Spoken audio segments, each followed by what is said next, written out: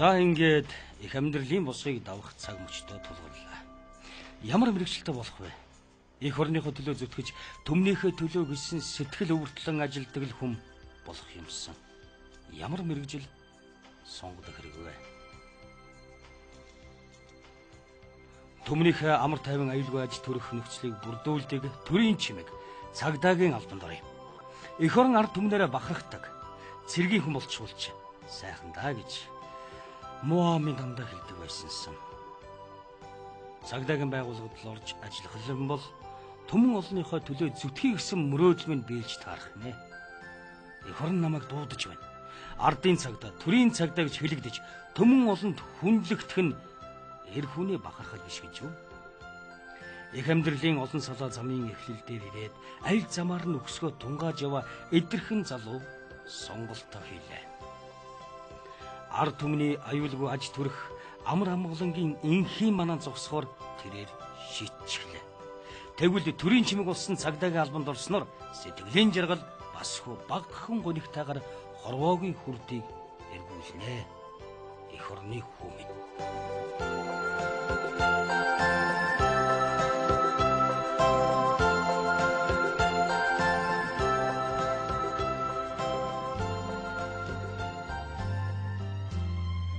Зүм бэлгийн нэлмээ гэж байдаг гэдэг та итгэдэггүй. Тэгвэл хүний биеийг олж төрсөн хүн болгонд зүм бэлгийн нэлмээ бий гэдгийг нэгэн цагтаа хэллээ. Үнэхээр чи түүний хэлсэн үг үнний ортой гэдэгт олон цагдаагийн албан хаагч санал нэгдэх үзье. Мөрдөж байгаа хэрэгээ зүүдэнд илрүүлчихсэн тохиолдолд нэг биш нилээд хэдэн цагдаагийн албан хаагчд бий. Сэрэг нэлэрдгүү ийм байдалд бас гониглох гэдэг юм уу? Яг одоо өөрийнхөө цэцгэл санааг зориулсан тэр нэлрэхгүй тохиолдолд их одоо готрох гоних ийм тохиолдолдог. За энэнийхээ хойноос бас өдөр шөнөгүй нойр хоолгүй зөв одоо бүр хэрэг энэ илэрч ийн гэж хүртэл зүүдэлдэг. Тэр хэрэгтнээ барьж ийн гэж зүүдэлдэг. Ийм тохиолдол бол бас өөрсдийнх нь бас ажлыг дээмтэж өгдөг. Энэ бас зүүдний тайлал гэдэг юм энэ утгаараа бас хэрэгээ илрүүлдэг. Ийм арга тактиктай, ийм одоо авьяастай ийм одоо бас сайхан алба байдаг. Тийм учраас энэ хэргийг илрүүлснийхэн төлөө их баярлдаг. За хэргийг илрүүлж чадаагүй бас жоохон гонхордог, гутардаг ийм байдал ажигладаг. Бас нөгөө талаар энэ цагдаагийн байгууллагын удирдлага зохион байгуулалтын асуудал байна. Дарганаар хэрэг дээр ажиллаж байгаа юм уу? Ямар нэгэн ажилд одоо зөв зохион байгуулад зөв урам өгөхөөр эхлэх юм бол цагдаагийн албан хаагчид цагдаагаас авахуулаад одоо дарга зэрэгээ хүртэл одоо зохион байгуулалт зөв хийгдсэнээс энэ ажил одоо их баяр талархаж авчрахаар ийм ажлууд хийгддэг л дээ. Анх энэ албанд ороход бидний өмнө хүлээсэн үүрэг их гэдгийг мэдэрсэн. Алхам тутамд ард түмнийхээ өмнө хүлээсэн үүргээ мэдэрч өргөсөн тангарахтай үнэнч явах нь цагдаа хүний нэр төр юм да. Ямар тач би цагдаагийн албанд орж олон сайхан аавын хүүтэй мөр зэрэгцэн алхаж байгаараа бахархдаг гэж нэмсэглэх эрийн дотор эх орон ард түмнээ гэсэн сэтгэл оршин. Баяр жаргалын хувьд бусдын эрх чөлөөнд халдсан гэмтрийг илрүүлж сэтгэл амар гудамжаар алхах хамгийн их баяр жаргал байдаг. Харин хэрэг дарга гэж хэлэхгүй бол түүн шиг сэтгэл зовоосон гуниглуулсан асуудал байдаг. Ер нь цагдаа хүний баяр жаргал нь төмөн олонтой ямагт холбоотой байдаг. Энэ мэрэгжлийн хамгийн их баясгал гэж хэлмээр байна.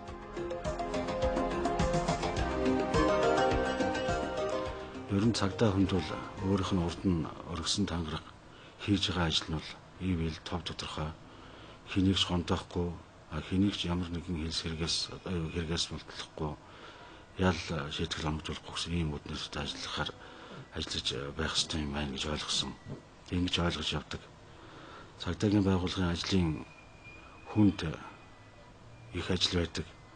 Ялангуяа гарсан гэмтэргийн хойноос мөрдөх, илрүүлэхийн ажилд өөрсдийн санаа бодлоо ажил амьдралаа ихэнхэн зориулж явдаг учраас тэдний арга гэр бүлийнхэн бол нэлээд бас шаналгаатай. Ер нь ялангуяа баяр ёслол, сүүлийн үеийн янз бүрийн хамгаалалт, социал цуглааны хамгаалалт гэж ингээ ярихаар арга гэр бүл маш их төвшөөтэй үлддэг. Би тэгж ойлгодог.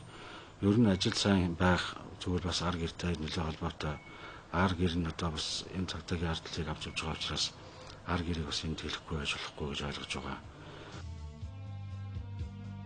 Өнөөдөр цагдаагийн албыг бэхжүүлэх, шинжлэх цаг нь болж. Тухайлбал энэ албан зүтгэхээр сэтгэл шулуудан сонголтоо хийж байгаа залуусын мэдлэг боловсрол илүү түлхүү анхаарах шаардлага байна. Төрийн чимэг болсон цагдаагийн нэр хүнд ард түмний дунд унсан гэж яригддаг. Тэгвэл цагдаагийн албан хаагчдын нэр хүндийг өндөр дүрхэхийн тулд хийгдэх ёстой. Энэ тэргүүний ажил нь хууль эрх зүйн орчинг нь боловсролгүй болгох нь зүйтэй байна. Шинжлэлийн олон ажлыг хийхээр төлөвлөжээ. Тэдний төлөвсөн ажил амжилттай хэрэгжиж дэлхийн олон улсын цагдаагийн байгууллага шиг хүчирхэг нэр хүндтэй байгууллага болно гэдэгт итгэлтэй найдах үлдэж байна.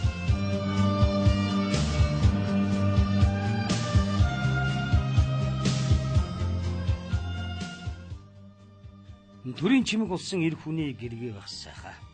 Ер нь л баяр жаргалтай олон мөчийг би хантайгаа өнгөрөөсөн. Түргэн цугларалт гэсэн үг богино холбооны цаанд дуурахад сэтгэл жаахан дэгэлцдэг талтай. Бид хоёр хинлээд 10 гаруй жилийн гадаа үлдээлээ. Энэ хугацаанд танихаа ажлыг ойлгож түүнийхээ төлөө сэтгэл зогнох шиг сайхан жаргал байгаагүй.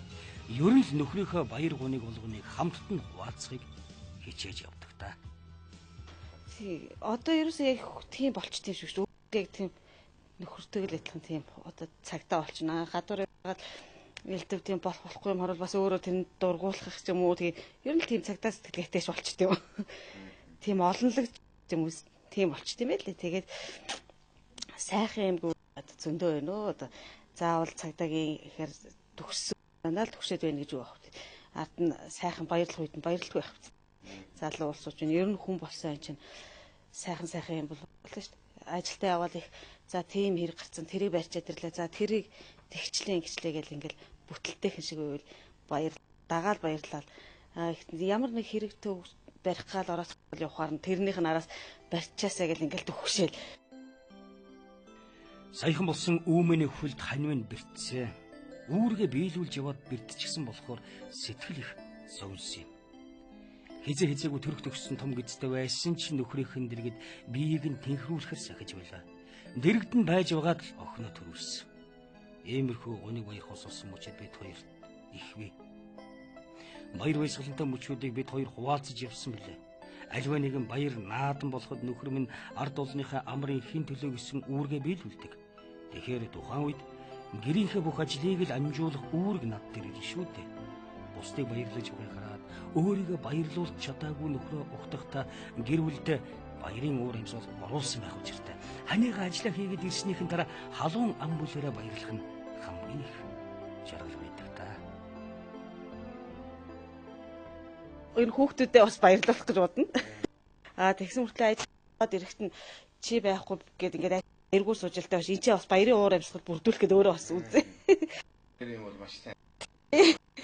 Тэгэхгүй л болохгүй ш. Нөгөө дээр тэр баахан өөрт нь ямар ч мэдрэмж төрөхгүй явна ш. Хүний олонний төлөө ажиллаж явж байгаа ирэхээр чинь одоо тэрэндээ гэрт нь бас л яг таа хөлтөлтэй байна ш. Тийм ээ. Тэгэхээр алхам баяр яг тэнд баярын наастрыг энд бүрдүүлэх гээл чадлаараа л үзэн дээ. Ээжийн тухай их олон шүлэг байдаг. Харин аавын тухай тийм ч олон шүлэг байдаггүй. Тэгэхээр хайртай аавд удахгүй баярын өдрийг угтаж баярын мэд өгье гэж аавын хайртай охины аавдаа барьсан бэлгийг одоо үзэгч танд хүргэе. Сайхан залуу аавынхаа тэргүүд буурд орсныг анх үзээд саваагүй, томоогүй тэр жилийнхэн шуунтай өнгөрүүлсэн юм санчгандан нэмэгдэх мөнгөн сарны тоолонд жаргандаа гэвч санснаар даанч болохгүй явлаа.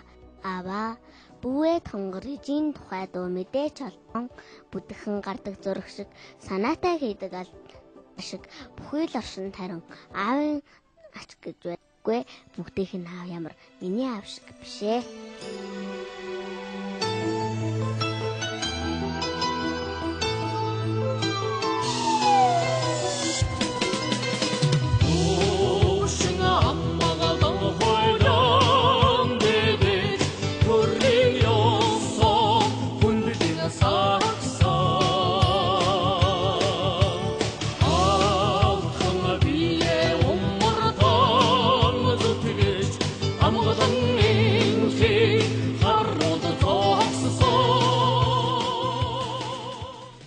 Өвчс хөл дор хөглөрч шууд сэлэн нисэх нь намар цагуулээ.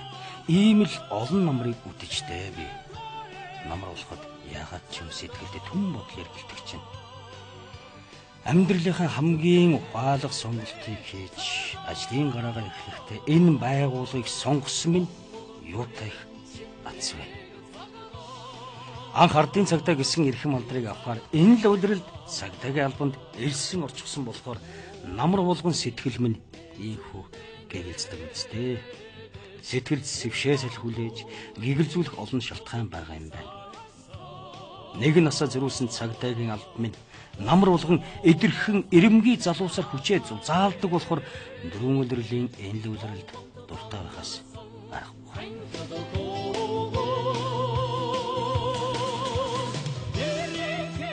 Хоёр нийгэм солигдох мөчлөгтөл бидэнд алдсан юм их байдаг да.